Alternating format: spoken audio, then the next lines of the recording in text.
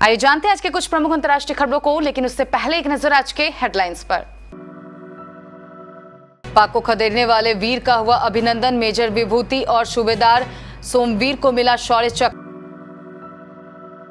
पंजाब में घूम रहा है एक नकली केजरीवाल, बचकर रहना, मोगा की रैली में बोले दिल्ली के सीएम।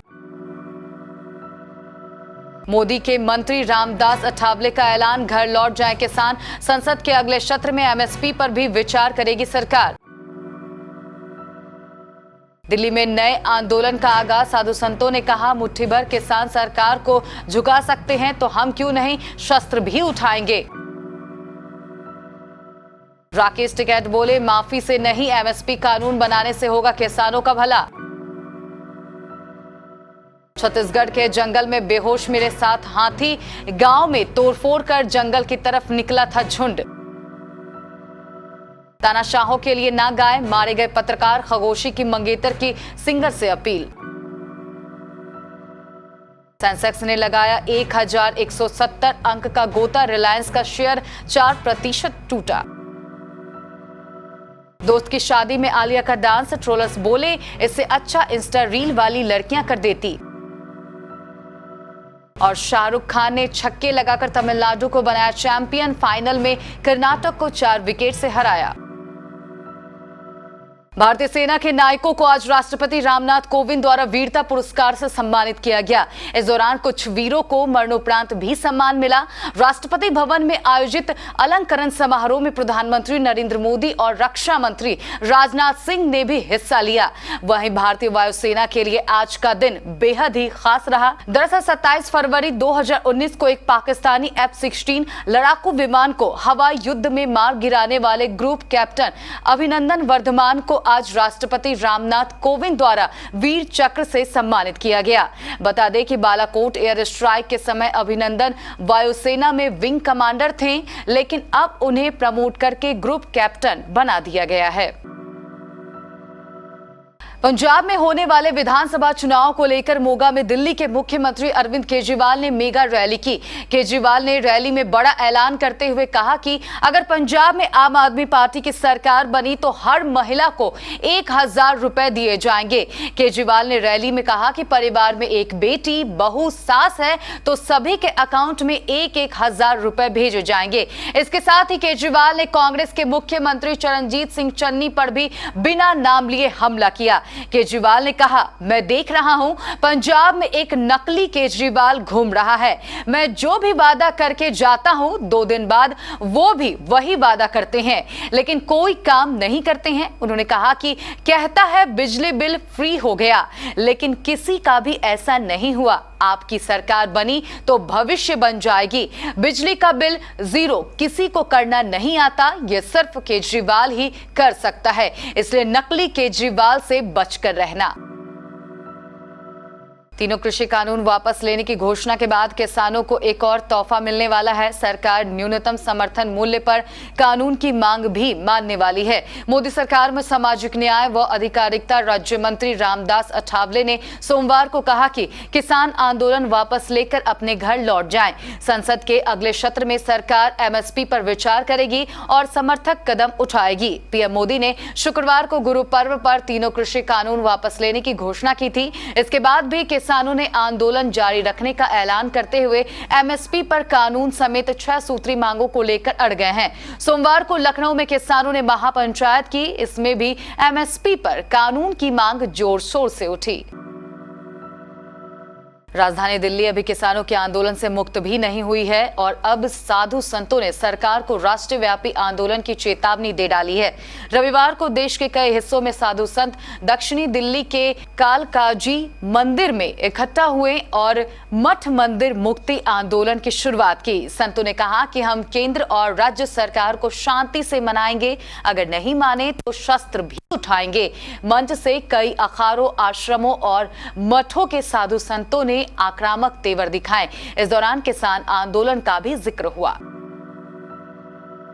संयुक्त किसान मोर्चा की महापंचायत में राकेश टिकैत मोदी व योगी सरकार पर जमकर बरसे। उन्होंने कहा कि सरकार को अपनी भाषा में समझाने में 1 साल लग गए। अब प्रधानमंत्री को यह समझ आया कि कृषि कानून किसान, मजदूर व दुकानदार विरोधी है। टिकैत ने कहा कि सरकार ने किसानों को बांटने का प्रयास किया। इको गार्डन पार्क में आयोजित महापंचायत में कहा कि माफी मांगने से किसानों का भला होने वाला नहीं है, उनका भला एमएसपी कानून बनाने से होगा।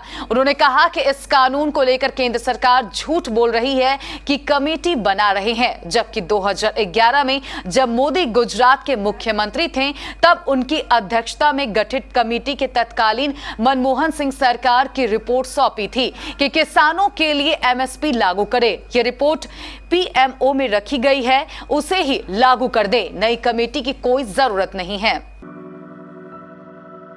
छत्तीसगढ़ के सूरजपुर जिले के जंगल में 7 हाथी बेहोश पड़े मिले। इनमें से 3 की हालत गंभीर बताई गई है। बताया जा रहा है कि जिले के शिव बहार गांव में रविवार रात को 30 हाथियों का झुंड पहुंचा था। इसी दल में से ये 7 हाथी शामिल थे। लोगों को इस बात का पता तब चला जब ग्रामीणों ने सोमवार सुबह इन हाथियों को पड़ा देखा, जिसके बाद वन विभाग की टीम को सूचना दी गई। जानकारी के मुताबिक रविवार रात को ओडगी ब्लॉक के शिव बहार गांव में 30 हाथियों का झुंड पहुंचा था।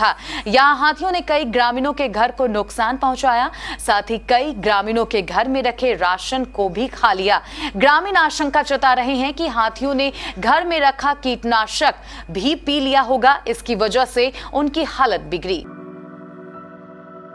कनाडा के superstar pop singer Justin Bieber दिसंबर के महीने में सऊदी अरब में शो करने वाले हैं। हालांकि उन्होंने शायद ही उम्मीद की होगी कि उनके इस शो का कोई विरोध करेगा। सऊदी अरब के दिवंगत पत्रकार खगोशी की मंगेतर ने जस्टिन बीबर से अपील की है कि वे सऊदी अरब में होने वाले शो को कैंसिल कर दे। दरअसल साल 2018 में वॉशिंगटन पोस्ट के पत्रकार और सऊदी अरब सरकार ने आलोचक रहे जमाल खगोशी की इस्तांबुल स्थित सऊदी वाणिज्य दूतावास में हत्या कर दी गई और इस हत्या को लेकर सऊदी अरब के क्राउन प्रिंस मोहम्मद बिन सलमान पर कई गंभीर आरोप लगे थे। रिलायंस इंडस्ट्रीज, बजाज फाइनेंस और कोटक बैंक के शेयरों में हुए नुकसान से सोमवार को सेंसेक्स में 1170 अंक की भारी गिरावट आई।